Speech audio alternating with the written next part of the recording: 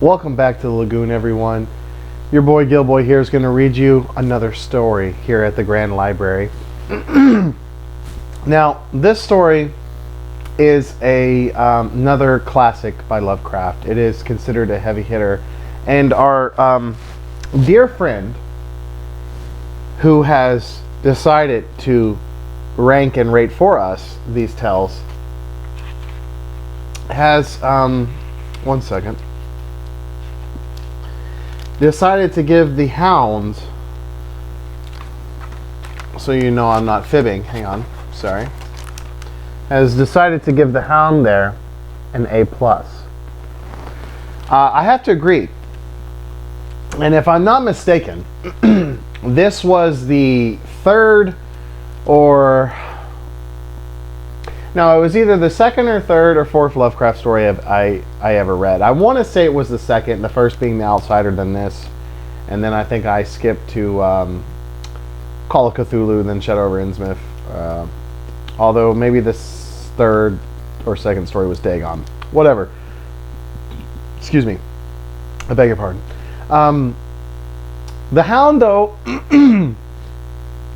is a very peculiar story.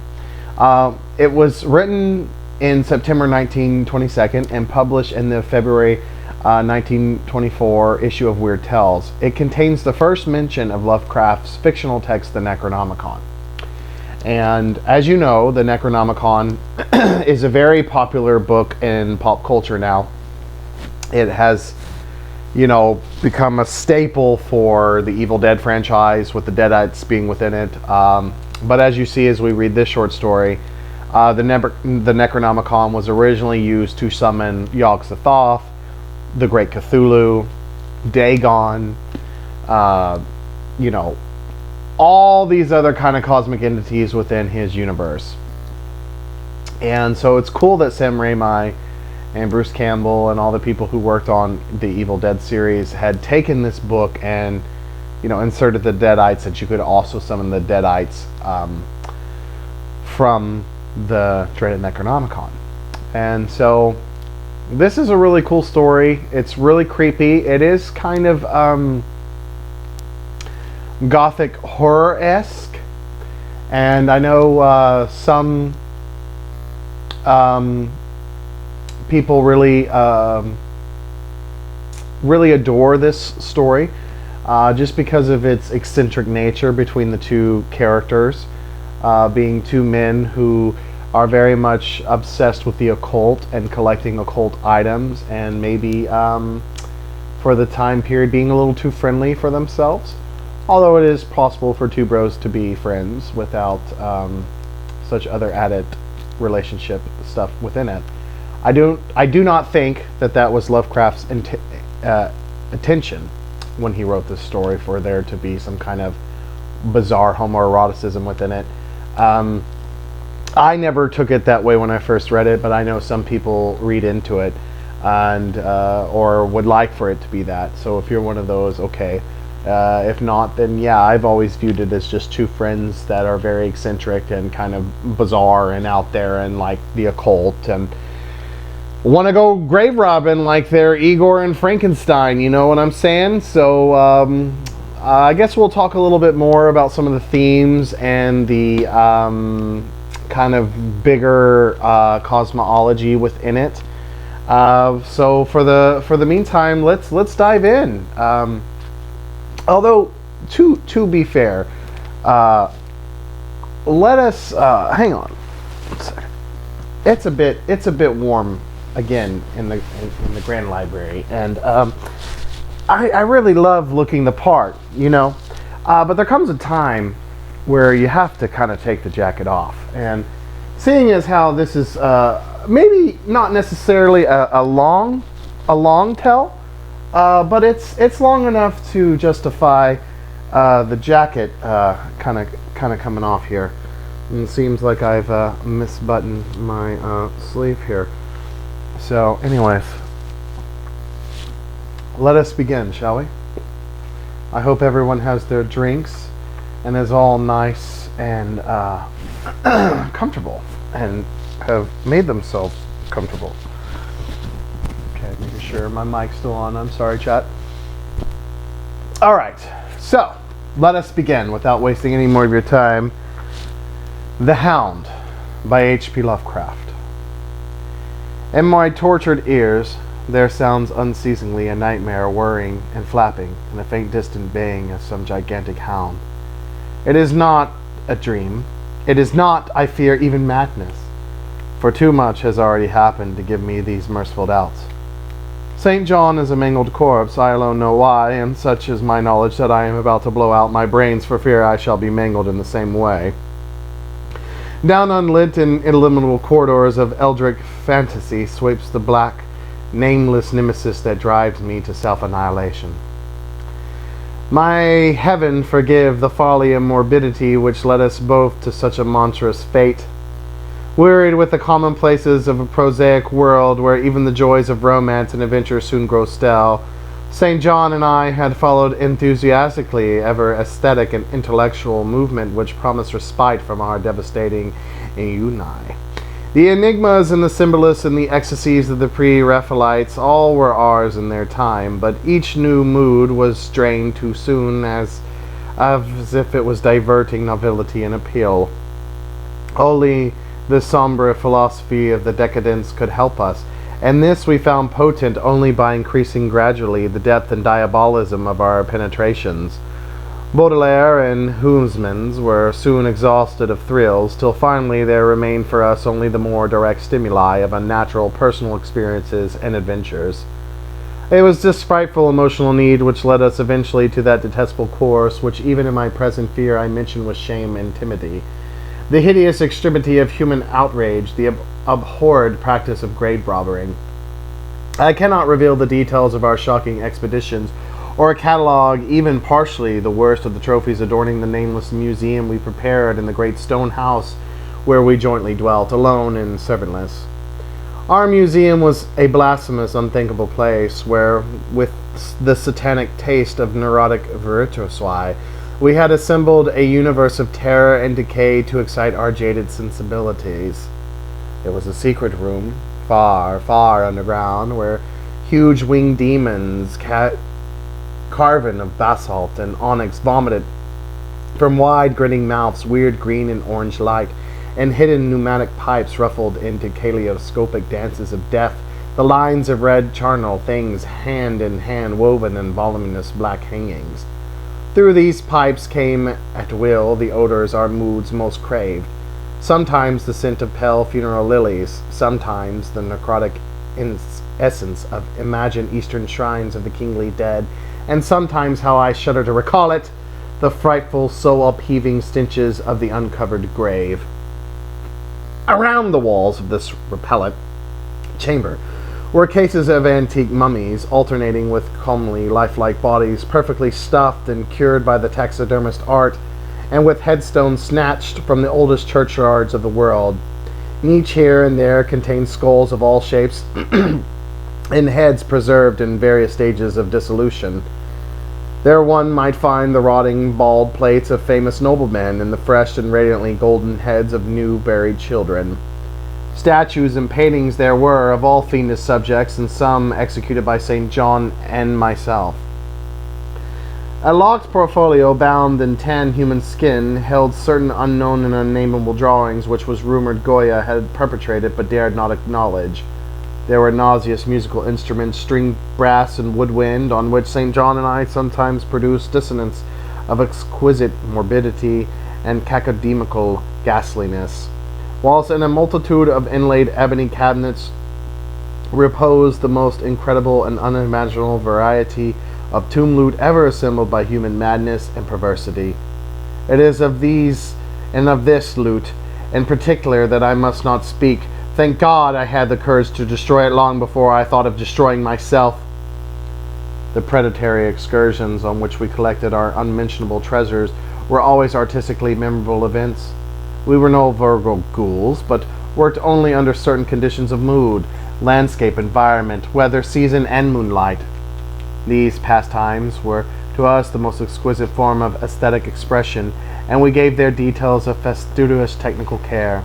An inappropriate hour, a jarring lightning effect, or our clumsy manipulation of the damp sod, would almost totally destroy for us that aesthetic titillation which followed the exhumation of some ominous grinning secret of the earth. Our quest for novel scenes and peculiar conditions was fervorous and insatiate. St. John was always the leader, and he it was who led the way at last to that mocking accursed spot which brought us our hideous and inevitable doom. But what malign fatality were we lured to that terrible Holland churchyard? I think it was the dark rumor and legendary that tells of one buried for 5 centuries, who had himself been a ghoul in his time and had stolen a potent thing from a mighty sepulchre. I can recall the scene in these final moments, the pale autumnal moon over the graves, casting long horrible shadows, the grotesque trees drooping sullenly to meet in neglected grass and the crumbling slabs, the vast legions of strangely colossal bats that flew against the moon, the antique ivied church pointing a huge spectral finger at the livid sky, the phosphorescent insects that danced like death fires under the yews in a distant corner, the odors of mold, vegetation, and less explicable things that mingled feebly with the night wind from over far swamps and seas, and worst of all, the faint deep-toned baying of some gigantic hound which we could neither see nor definitely place. As we heard this suggestion of baying, we shuddered, remembering the tales of the peasantry, for he whom we sought had centuries before been found in this self-same spot, torn and mangled by the claws and teeth of some unspeakable beast. I remember how we delved in the ghoul's grave with our spades, and how we thrilled at the picture of ourselves, the grave, the pale watching moon, the horrible shadows, the grotesque trees, the titanic backs, the antique church, the dancing death fires, the sickening odors, the gently moaning night wind, and the strange half-heard directionless baying of whose existence we could scarcely be sure. Then we struck a substance harder than the damp mold, and beheld a rotting oblong blocks crusted with mineral deposits from the long undisturbed ground. It was incredibly tough and thick, but so old that we finally pried it open and festered our eyes on what it held. Much, amazingly much, was left of the object despite the lapse of 500 years. The skeleton, though crushed in places by the jaws of the thing that had killed it, held together with surprising firmness, and we gloated over the clean white skull and its long, firm teeth and its eyeless sockets that once had glowed with the charnel fever like our own. In the coffin lay an amulet of curious and exotic design, which had apparently been worn around the sleeper's neck. It was the oddly conventionalized figure of a crouching winged hound, or sphinx with a semi-canine face, and was exquisitely carved in antique oriental fashion from a small piece of green jade. The expression of its features was repellent in the extreme, savoring at once of death, bestiality, and malevolence. Around the base was an inscription in characters which neither St. John nor I could identify, and on the bottom, like a marker seal, was graven a grotesque and formidable skull. Immediately upon beholding this amulet, we knew that we must possess it, that this treasure alone was our logical health from the centuried grave. Even had its outlines been unfamiliar, we would have desired it, but as we looked more closely, we saw that it was not wholly unfamiliar. Alien it indeed was to all art and literature which sane and balanced readers know, but we recognize it as the thing hinted of in the forbidden Necronomicon of the mad Arab Abdul al-Hazred, the ghastly sole symbol of the corpse-eating cult of inaccessible Ling in Central Asia. All too well do we trace the sinister lineaments described by the old Arab demonologists, lineaments, he wrote, drawn from some obscure supernatural manifestation of the souls of those who vex and gnawed at the dead. Seizing the green jade object, we gave a last glance at the bleached and cavern eyes, face of its owner, and closed up the grave as we found it. As we hastened from the abhorrent spot, the stolen amulet in St. John's pocket, we thought we saw the bats descend in a body to the earth we had so lately rifled, as if seeking for more cursed and unholy nourishment, but the autumn moon shone weak and pale, and we could not be sure. So, too, as we sailed the next day away from Holland to our home, we thought we heard the faint distant baying of some gigantic hound in the background. But the autumn wind moaned sad and wan, and we could not be sure. Least in a week after our return to England, strange things began to happen. We live as recluses, devoid of friends, alone and without servants in a few rooms of an ancient manor house, on a bleak and unfrequented moor, so that our doors were seldom disturbed by the knocks of the visitors. Now, however, We were troubled by what seemed to be a frequent fumbling in the night, not only around the doors, but around the windows also, upper as well as lower. Once we fancied that a large opaque body darkened the library window when the moon was shining against it, and another time we thought we heard a whirring or flapping sound not far off. On each occasion, investigation revealed nothing, and we began to ascribe the occurrences to imagination, which still prolonged in our ears the faint, far baying we thought we had heard in the Holland churchyard. The jade amulet now reposed in a niche in our museum, and sometimes we burned a strangely scented candle before it.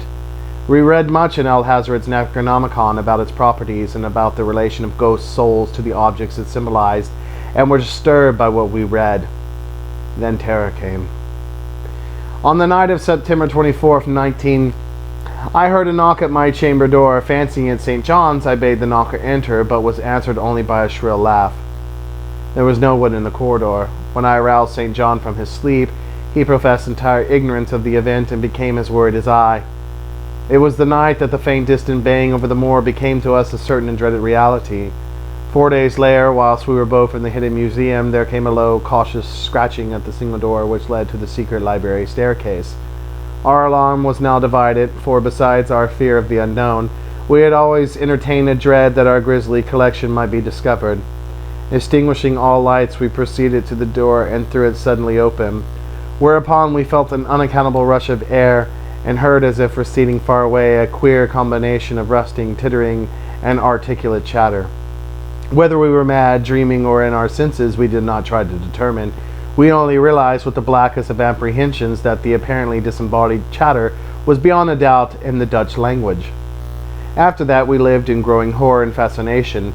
Mostly we held to the theory that we were jointly going mad from our life of unnatural excitements, but sometimes it pleased us more to dramatize ourselves as the victims of some creeping and appalling doom.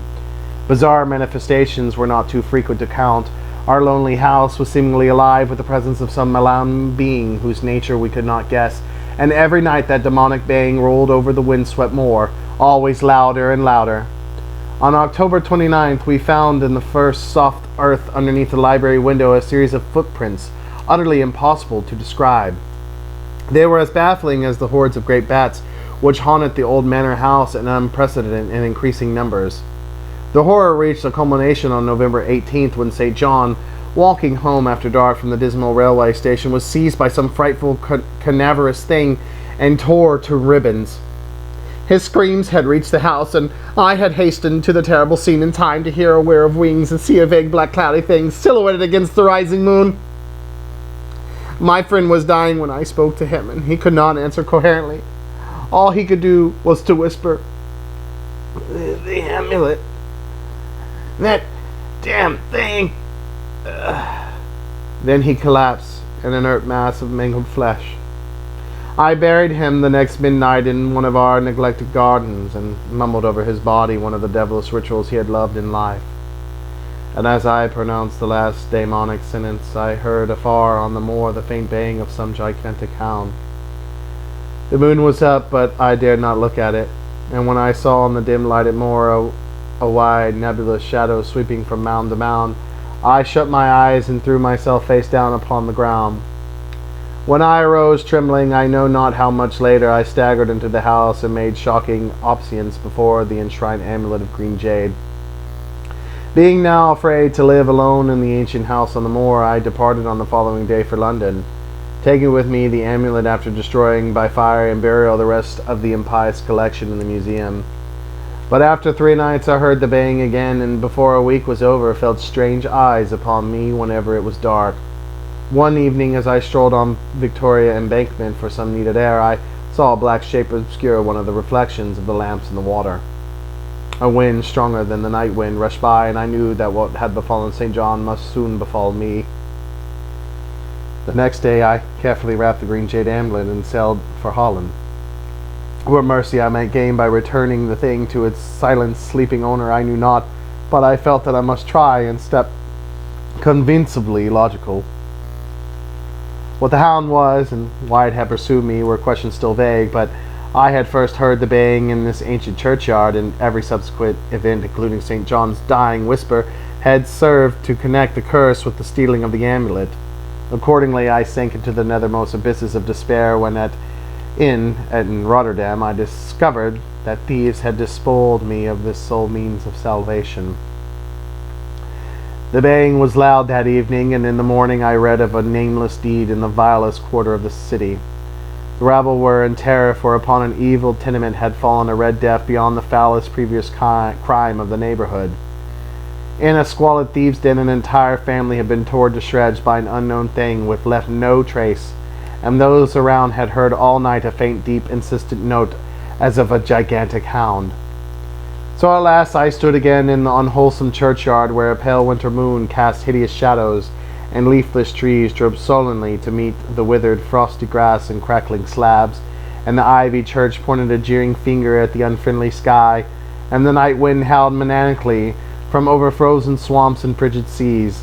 The baying was very faint now, and it ceased altogether as I approached the ancient grave I had once violated, and frightened away an abnormally large horde of bats which had been hovering curiously around it.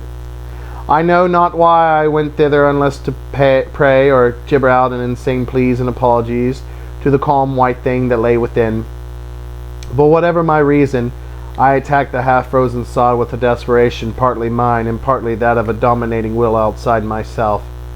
Excavation was much easier than I expected, though at one point I encountered a queer interpretation, when a lean vulture darted down out of the cloud sky and pecked frantically at the grave earth until I killed him with a blow of my spade. Finally I reached the rotting oblong box and removed the damp nitrous cover. This is the last rational act I ever performed. For crouched within that sentry coffin, embraced by a close-packed nightmare retinue of huge, sinewy, sleeping backs, was the bony thing my friend and I had robbed, not clean and placid as we had seen it then, but covered with caked blood and shreds of alien flesh and hair, and leering sentiently at me with phosphorant sockets and sharp, ensanguined fangs, yawning twistedly in mockery of my inevitable doom. And when it gave from those grinning jaws a deep sardonic bay as of some gigantic hound, and I saw that it held in its gory, filthy claw the lost and fateful amulet of green jade, I merely screamed and ran away idiotically, my scream soon dissolving into peals of hysterical laughter. Madness rides the star wind, claws and teeth sharpen on centuries of corpses, dripping death astride a binoculars of bats from night-black ruins of buried temples of Belial. Now, as the baying of that dead, fleshless monstrosity grows louder and louder, and the stealthy whirring and flapping of those accursed web wings circle closer and closer, I shall seek with my revolver the oblivion which is my only refuge from the unnamed and unnameable. It's Britney, bitch! I'm just kidding. It's H.P. Lovecraft. Yeah, it's a classic for sure. It's really, really creepy. Two bros hanging out doing dark magic and black magic, as they say, and robbing graves, because that's totally normal. That's what I think about doing. Messed around and found out, as they say. And it's cool because it's the first introductory to the dreaded Necronomicon, and it shows that there are those who are what we will then further on call cultists, or rather people who are aware of the true, I guess you would say, religion of this universe, or esoteric practices from it. It's the Necronomicon is basically a dark Bible, which really teaches the truth of the cosmos and the creation of humanity and the total full reality that is therein, as well as it being a black magical text to summon these entities and to do other kind of spells and stuff like that. And this story has influenced so many writers, because how many stories have taken the Necronomicon and put it in. I know in some of my own writings I use a Necronomicon, and I know a lot of others do as well. It's just a cool book. It's scary, and the Gothic horror imagery in this tale is so awesome. You know, just like the creepy castles, the graveyards, these two like kind of creepy dudes, really into the macabre, and you know, I guess they're kind of like old school goth kids before it was a thing. I guess if you really want to get take it there. But yeah, so you know, the moral of the story is don't grave rob, don't mess with other cultures unless you want to find out. You know what I'm saying? And I just love the idea of the hound and you know, on the coffin and holding the antler. That's so cool. Like, see, that's what I was saying in other videos, man. You could easily do a creep show, Tales of the Crypt, you know, production video of Lovecraft stuff, and it's disappointing that it hasn't been done. I know the Cabinet of Curiosities by Netflix by Del Toro poorly adapted The Dreams in the Witch House, and Pickman's Model, which you know is which was the previous video audiobook. It was an okay adaptation. You know, Crispin Glover's great. And then there was a lot of other cool kind of more Lovecraftian horror stories in that. So see, that's a good start. So perhaps maybe season 2 could actually really properly adapt Lovecraft's stories. But I'm definitely not holding my breath on that, and neither shall you. I don't really know what else more to say about this story, other than you know, it does mention Ling, and that was in Celephus, and that's also in The Nameless City, which we have not read yet, but we will. And you know, it mentions the Arab Abdul al-Hazred, which is a very much recurring character within the mythos of Lovecraft's works. And so, you know, this kind of does tie into, I guess, what we have been reading so far with like the you know, Dreamlands and the Waking World. And I thought it would be a cool way to segue from Pickman's Model into this story into the next video, which is going to be kind of like a triple feature presentation of a bunch of small stories. And there we will kind of really geek out and discuss the cosmology and stuff like that. And then after that, you know, it's going to be once a week from here on out. You're gonna get a video from me. I will definitely do the Cats of Ulthar. That as someone who adores cats, that's a very special story that we will then read. But for in the meantime, I hope you enjoyed The Hound. Let me know what you thought. Did you enjoy it? Did you thought it was mid? I agree with our previous owner of this illustrious volume of Lovecraft's work that it is an A+. Let me know what you think in the comments below, and I can't wait to see you next time at the Lagoon at the Grand Library. Until then, stay salty, stay spooky, and Cthulhu Fatagan.